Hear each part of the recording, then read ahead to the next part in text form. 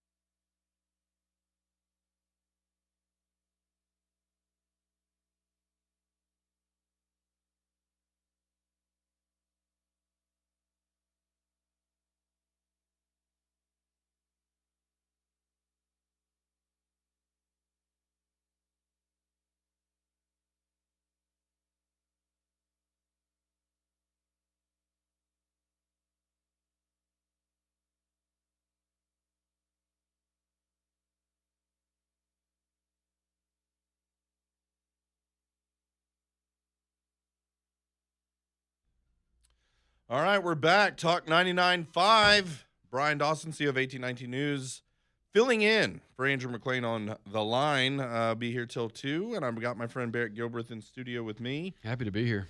Solving all the world's problems. It's what we do. But want to point you guys to the podcast, too. 1819 News, the podcast. That's my podcast. We come out every week. We've got a pretty substantial audience. It continues to grow week over week. Talk about tons of controversial stuff. Sometimes we wax very much like me and Barrett's conversations. We can go philosophical, political, theological. We cover it all the different things. You'll be entertained. You'll be informed. You'll be engaged. You'll be all the things. So go give that a like, follow, subscribe, share, all those things. 1819 News, the podcast. Please go do that. And so didn't do a ton of show prep on this. Before the show, I was like, man, we're just going to go in there and kind of see what's going on. What are the hot topics happening right now? And one of the things, and it fits together with what Barrett and I were just talking about before the last break,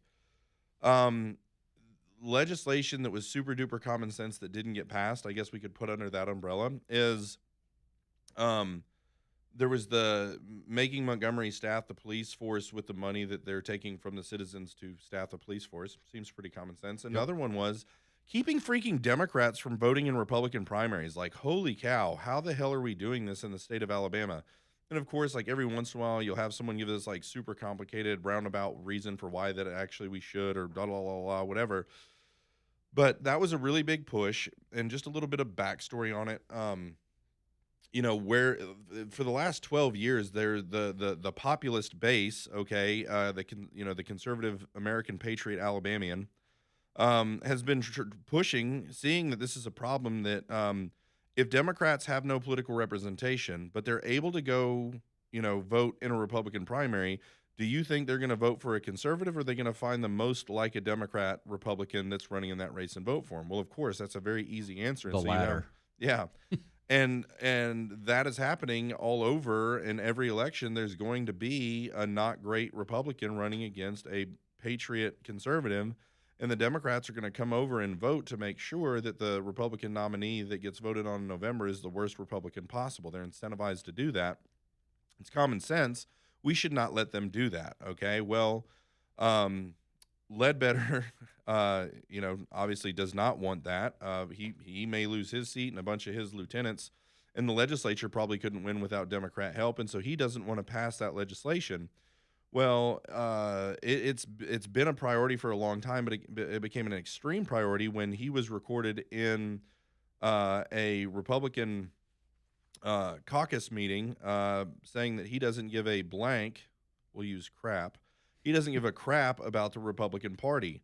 And that was recorded and sent to 1819 News, where we published it, and it created a huge conversation, and Ledbetter was on his heels, and he had to prove that, well, I actually do give a crap about the Republican Party. What great legislation can I push? And so basically every piece of legislation with Jesus on it or guns or something was going across the finish line, and it looked like that legislation on Montgomery police staffing was going to make it, and it looked like the bill we're talking about, closing the primaries is how you keep Democrats out of the Republican primary, looked like it was going to pass. And then at the same time, on the same day, both of those very good bills died on the last day of session. And now, what's is it the hens are coming home to roost? What's the saying? Chicken's coming home to roost, yeah. Oh, there it is. Sayings are missing me today. I don't know what the hell's going on with my brain, but some more nicotine, I think I'll be good. But nicotine, I think, causes cancer. You're just stuck on my chicken or egg. Yeah. Chicken or egg. That's what it is. That's it. So the chickens are coming home to roost on that bad choice of legislation, because now you have all of these congressional districts that Republicans are aggressively ripping back from the hands of the Democrats who essentially stole them. That's been rectified, and now you're having these, I guess they're kind of like special elections, but there's no runoffs. And Tabitha Eisner, what is she? Is she the head of the Republican? No, like the second in command, not second in command, but high up in the state Democrat Party. Yeah, and she's coming out and she's encouraging Democrats to go vote for the worst Republican in the primary. She's saying it out loud now. That links on our website, like instructions, how to, step by step. This is what you got to do. This is what you got to vote for. It's nuts. And so that shows, it's like, guys, this is why we were trying to stop that with the legislation. And fair to say, I don't think the legislation would have went into effect in enough time for that to make a difference True. here. However, we're seeing with crystal clarity why that should have happened. I mean, what are your thoughts on the situation, Barrett? Well, I think you're right. I mean, it would not have gone into effect. So, I mean, it's easy to Monday morning quarterback this thing, but it would not have gone into effect in order to prevent it from happening in this single primary. Yeah. But I think to a lot of people, they just lacked the evidence. They lacked the hard evidence that proved why we should have closed primaries. And so I think it's kind of neat. If it doesn't backfire, at least I think it will spur this action to be taken in the next session, and certainly, hopefully, before the next round of elections happen, that we can fix this problem once and for all. Yeah. And hopefully there'll be some motivation. And again, I feel like it's this broad brush of solutions I continue to paint with, well, when Tuberville gets in there. And I really do believe that. I believe that you're going to have a strong executive leader using the bully pulpit and the powers of the governor's office to make really good things happen. And I think you're going to see the primaries being closed. I think Tuberville wants to see that. And so I think we're going to see that. But I think it's just one of those things that continues to jump out at us. Why is there this legislation and we have a Republican supermajority in the most conservative state in the nation, and some of this real basic stuff does not move very quickly, doesn't get across the finish line, and they say, oh, well, there wasn't enough time. And it's like, well, you ended the session at like 2 p.m. You could have stayed till midnight, But you've hit on this several times before about how Yeah. a lot of the people who we have in Republican leadership perhaps were in Democrat positions years ago and then have just moved over out of necessity or self-preservation or whatever. Correct. And then I remember there was a time on your podcast, which, by the way, 1819 News podcast, very cool show. But you were talking about how there was a time where Republicans were just not allowed to take money from AEA, and now all of a sudden they figured out how to get money from AEA. And by the way, AEA has now figured out how to pay Republicans and get their agenda passed. And pretend to be conservative. And pretend to be conservative. So it's all the same thing. And perhaps that's why the bill was killed on the last day of the session, because they really don't want that level of accountability. Yeah, 100%. Yeah, it's crazy, and I think a lot of stuff is going to change. But other than obviously Tuberville coming in is going to make a huge difference. But the other difference that can be made is the people paying attention, and that's the power of focusing locally, focusing on your state, focusing on your localities. And making your voice heard there is going to be infinitely more effective than just like rage porn on Fox News and screaming at your TV, right? And so when these legislators feel and sense that the people that vote them into office are infuriated by stupid things that they're doing, I'm telling you, they change, they move. It starts with making excuses, and then they'll eventually start to make significant changes in the way that they're governing in the legislation that they're passing. But do you think like a lot of that over the last 4 years, or really the last 10 years, has been that sort of vacuum of executive leadership in the governor's mansion? I mean, like, I know that Kay Ivey's been there for 10 years, but I do think, and I think you said this earlier, to have a real executive leader pushing a specific agenda, then I hope will narrow our focus and get us back on track, where all these other things have sort of been scattershot. And I think having Tuberville will fix a lot more things. I mean, me being in Montgomery, I'm a little bit more selfish on that. I really hope it does. Yeah. I just think we need that focus. Yeah, and we'll talk about some of the executive leadership stuff coming when we go back. I agree with you 100%. And there's a lot of warring factions within the Republican Party. I think with an executive leader casting a vision that people can bring those people together and focus, I think that's something to be excited about. Talk 99.5. This is The Line. We'll be back.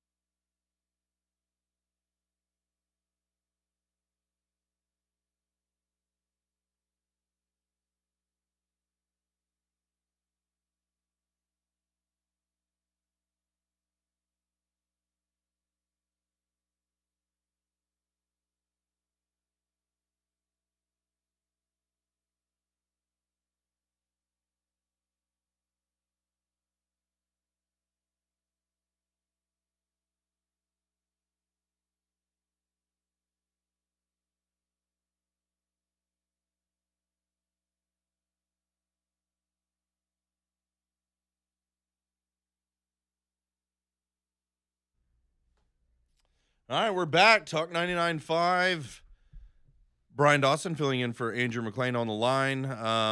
Man, whenever I'm monologuing, I just go full freaking send, and I piss everyone off, and that's just what I do when I go on the radio, and I'm like, Barrett, I don't want to get you in trouble, man. Like, I can't I'm figure out if toxic. you brought me in here for legitimacy or to ensure that you get kicked off. I don't know which one. Let's flip a freaking coin, dude, because I know you can go there. And so Oh, man. let's finish our segment, our thoughts on executive leadership, and then we'll move into civilizational enemies, the Shiloh Hendricks conviction, and some other stuff that's trending. But on the point of executive leadership, one of the things I love about Coach Tuberville in my conversations with him, and he said publicly often, is, Brian, the reason that I was successful as a Division I coach and was able to beat Nick Saban 6 times is because I surround myself with a really good team, and I let them do their job. I pick really good people, and then I, basically give them authority and just let them do their job. But it's more than that. He's also he's a leader. People follow real leaders, and people say, "Well, how do you know if you're a leader? Is anyone following you?" But to be an executive and to be a head coach, you have to have certain qualities about you, and so he is 100% a leader. He is fearless. He is courageous. He's the type of person that people want to get behind. And when he's coming out and he's communicating a clear vision and destination for the state that we can all agree on, that Alabama would be better if that's where we were, what that does is it brings people together. So you have all these warring factions. And you mentioned last 4 years, last 10 years, it really goes back to Governor Riley, and he wasn't everyone's favorite, but he at least possessed leadership skills. And you had Bentley, then you had 10 years of Ivy, and there's just nothing. It's like specifically with Ivy, it's Joe Biden. That's what this is, right? Like and people get so pissed when 1819 criticizes Kay Ivey. Well, how are you gonna bag on Meemaw like that? It's like, well, we got mad at the liberal press for not talking about Joe Biden being a 100%. dementia patient. Yep. Who would 1819 be if we weren't criticizing our governor for essentially being a vegetable at this point? And that's how I feel. That's what I see from that. And what you get is you have all these warring factions in the conservative movement, and what you need to do is have a real leader that everyone can get behind and can say, hey, this is who we are, this is where we're going, and this is what it's going to take to get there. Are you in? You in? I'm in. Roger, I'm in. I'm in. And we all get together. We forget our differences for the next 8 years, and we charge the hill and we go. And that, to me, is the executive leadership that we're going to see with Coach Tuberville. He's going to bring warring factions together. He's going to cast a vision, and we're all going to throw in and say, hell yeah, Coach, what do you need? Let's freaking go. And I think that's the same thing that happened in 2016, right? I mean, we had these warring factions on the conservative side, and they all sort of rallied around Donald Trump. And I'm not, and I've said this too, like I don't necessarily think Alabama as a state is in as dire a position as the United States was prior to this most recent presidential election. Yeah. In 24, but it's not far, and we have to have this consolidated leadership to make sure that we're not some rudderless ship in the conservative universe. We should be the lighthouse in the conservative universe. Yeah. And so I think having that direction.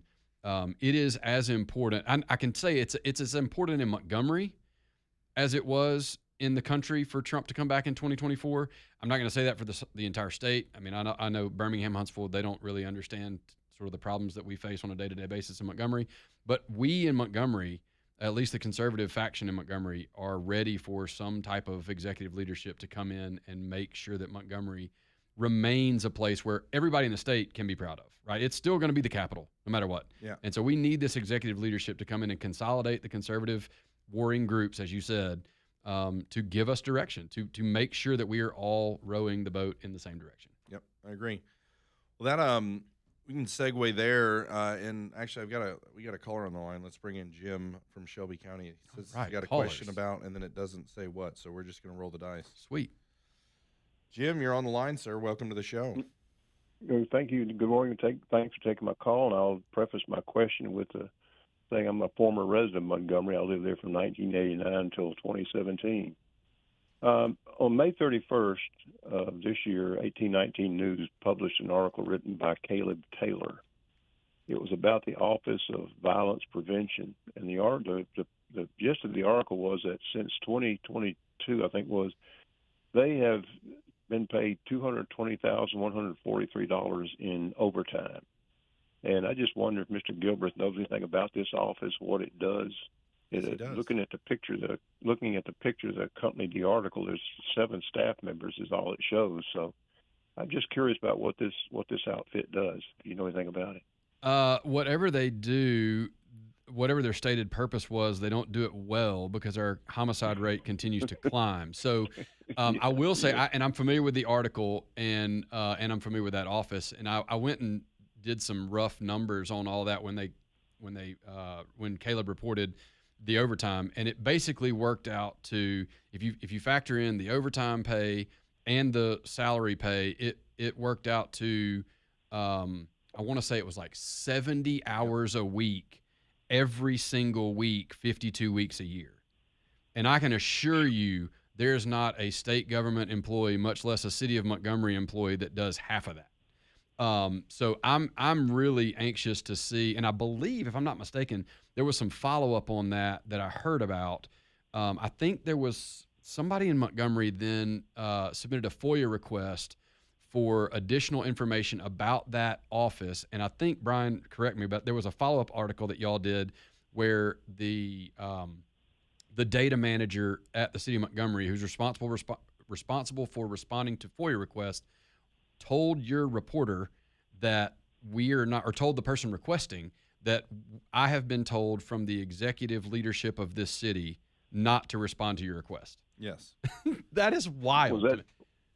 Was that 70 hours per employee or for the whole 7 group? No, just for the group. The 70 hours was for the one employee that had so much overtime. There was one employee who had so much overtime that her position by itself, given the amount of overtime that she was paid and her salary that was listed, she would have had to work 70 hours every single week for a solid 52-week year. That was one employee.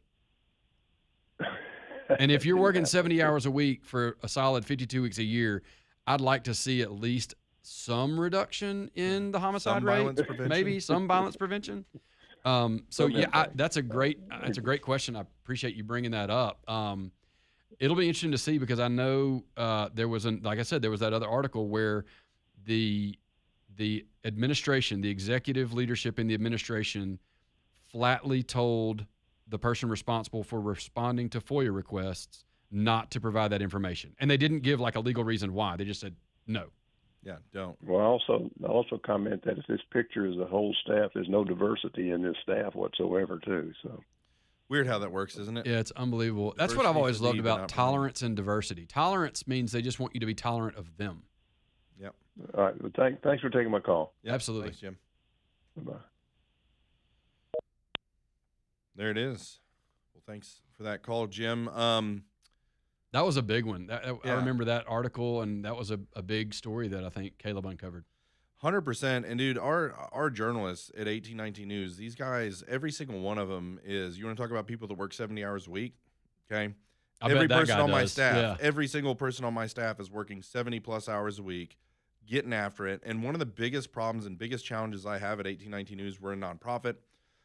We work off the support of Christian, for the most part, I'd say 95% Christian philanthropists who want to see their money turned into real cultural and political gains and changes for the state of Alabama. And so our reporting mechanism back to our donors is like, hey, this happened. Hey, we wrote this article and this is what happened. Hey, we wrote this article, this is what happened. And there's so much that gets done. There's so much impact that happens. It's almost impossible to distill it all down and report it back. We brought on one of the people that helps us kind of in the C-suite at 1819 News, a lady named Sarah Scogan. When she was 26 years old, she was running a $400 million a year book of business for the Koch brothers at Americans for Prosperity. Strong Christian girl, went to Washington, D.C., felt like it was killing her soul, so she walked away from huge salaries and all the things that come with working at that level in the conservative nonprofit space. Abandoned it all and came back and is now a stay-at-home mom who does coaching and stuff like that, and she's helping us. And she's worked with, for, and around that space in D.C. with these 9-figure conservative nonprofits. And she's like, man, Brian, you're getting more done with your $2.7 million a year that you guys have than these groups are getting with hundreds of millions of dollars. You're getting more done in a week than they get done in a year. And it's unbelievable to see the impact that comes from being able to just shed light, provide transparency, ask tough questions, and report on the things that are going on, and you're seeing a huge difference. But yeah, as soon as Jim called in, he's like, that article. I'm like, yeah, and it's like there's just so many articles like that. The difference is your folks are working those many hours a week, and they're actually moving the needle. Yeah, the folks in Montgomery at the Office of Violence Prevention aren't moving that needle, and No. they apparently are supposedly, allegedly working that often. Yeah. We're going to hit a break. We'll be back. We're going to talk civilizational enemies and Shiloh Hendricks when we come back. Should get spicy. Talk 99.5. We'll be back.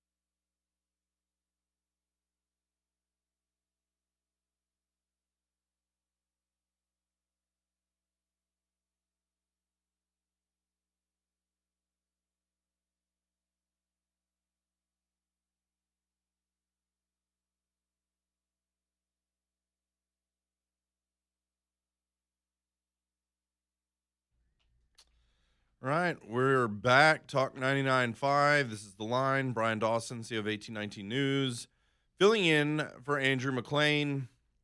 As promised, we want to talk about Shiloh Hendricks and civilizational enemies. Obviously, there's some overlap there, but I want to put some context. So if you guys aren't familiar with the Shiloh Hendricks story, there's a lady in Minneapolis, because of course it was in Minneapolis, and she's at the playground with her kid. Something you really can't do in Minneapolis anymore because of all the Somali immigrants, people who hate native Minnesotans. And someone tried to steal something. An 8-year-old Somali immigrant tried to steal something out of her purse. She caught him. She screamed at the kid, used a racial slur she shouldn't have used. Okay, that's fine. And then this other guy was following her around with a phone saying, basically harassing her, saying, you just called him the N-word. Say it again, just harassing. And so she finally flips him off and calls him the N-word as well. Again, saying, that's not appropriate to say that. But does it warrant being charged by the government and getting arrested? And then basically she was found guilty of disorderly conduct against the guy that was recording her on the phone. And she was sentenced to a 90-day jail term, and then they deferred it. So if she's going to be on supervised probation with a $1,000 fine and 200 hours of community service, and if she violates her probation, then she gets 90 days of jail time for saying a word. And so what I want to do is put some context on this, because what happened at this exact same time, these two things were happening the exact same time, is that Austin Metcalf was stabbed to death by Carmelo Anthony. And so you guys remember that story. You had basically there was a track meet. Carmelo Anthony comes into the tent of the opposing team side, and they said, hey, you're not supposed to be here. Get out of here. There's an altercation. He runs to his backpack, grabs a knife, stabs Austin Metcalf to death. Austin Metcalf dies in his twin brother's arms, literally murders him and kills him. And so there's a GoFundMe that's set up to support Carmelo Anthony, the guy who just stabbed this guy to death. Well, at the exact same time, a white lady in Minneapolis used the N-word, okay, and it was treated kind of like the court of public opinion as though these two things were equal. Black guy stabs white person to death, white lady uses the N-word, and in a lot of ways, they actually thought it was more egregious that a white lady used the N-word than a black guy actually stabbing a white person to death. And so that, I think, is the most interesting piece. And then, obviously, with Shiloh Hendricks, it's like, okay, you should not run around calling people the N-word. That's fair. I think we can all agree upon that. But if you do, should you go to jail? Should you, be arrested? Should you be charged? Should you be fined? Should you be on probation? Is that type of speech covered under free speech? I would say yes. Yes, it is free speech. It's not wise to use those words. There's going to be natural consequences that come from speaking like that, as far as ostracized from certain parts of society, whatever. But for the government to intervene and say that that was disorderly conduct and she's being charged, to me, is outrageous. Yeah, I think it sort of fits this broader narrative where the media and I think the institutions at large are really trying to just sow division. Yeah. And so when they equate those two instances to being equal, it's the yeah but scenario, right? They always have to have, there's always got to be something else. And so I think, it's unfortunate that it seems that there's this dynamic where you have to create division in order to keep the status quo. Sure. And so I think we all agree that using the N-word in any form or fashion would be inappropriate. But to put those two things side by side and say, yeah, but did you see this woman? And I mean, it's just not the same. Yeah. And that's the whole purpose is to keep us divided, keep us from finding our common. I mean, it's like, it's the whole thing about the same argument could be made where Black Lives Matter unless you're in downtown Chicago. Yeah. Right. Nope. It only matters if in these small instances where a white police officer acts inappropriately and happens to harm a black male, then that's where we focus on it. But if you look at those numbers at large, that is an extremely small percentage of any of those types of crimes. And oh, by the way, I mean, I think we're in the 20s in homicides in Montgomery, just in Montgomery alone already this year, 25 maybe. I don't know how many of those are white, but not many. Yeah, probably none.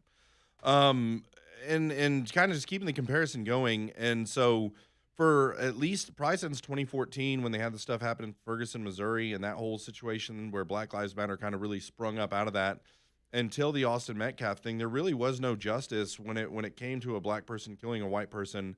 It was always shrouded in, well, they had it coming. And then when black people were guilty of something, they were basically just let off because they were automatically innocent because they were black. That became the consensus. That became the Overton window that we operated in. And it was so much so that when there finally was justice on Austin Metcalf, Carmelo Anthony bonded out of jail. They raised all kinds of money on GoFundMe. They spent all the money on stuff that they weren't supposed. The money was supposed to be for legal fees. They ended up buying all kinds of other ridiculous stuff with that money. And then he ended up actually being found guilty. No one expected that. Like on either side of the aisle expected there to actually be justice, because justice has not been something we found in those situations hardly ever. You think Irina Zarutska, the Ukrainian girl that was stabbed to death on the public transportation in Charlotte, North Carolina. Yep. That guy, Shiloh Hendricks, was actually punished by the government more than the guy that stabbed her to death and she drowned in her own blood. He was basically deemed insane, not fit for trial. And so it's nuts. But my proof, let me prove my point. When Austin Metcalf, when Carmelo Anthony was found guilty of murdering Austin Metcalf, which was good and it was right and it was just, it was fair. That is the correct judgment.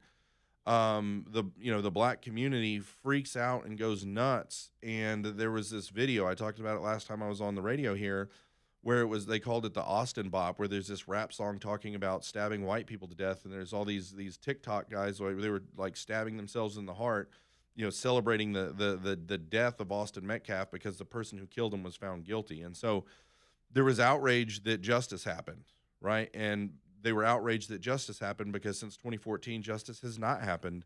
And so it's just like when you have a toddler throwing a temper tantrum, like it has to stop.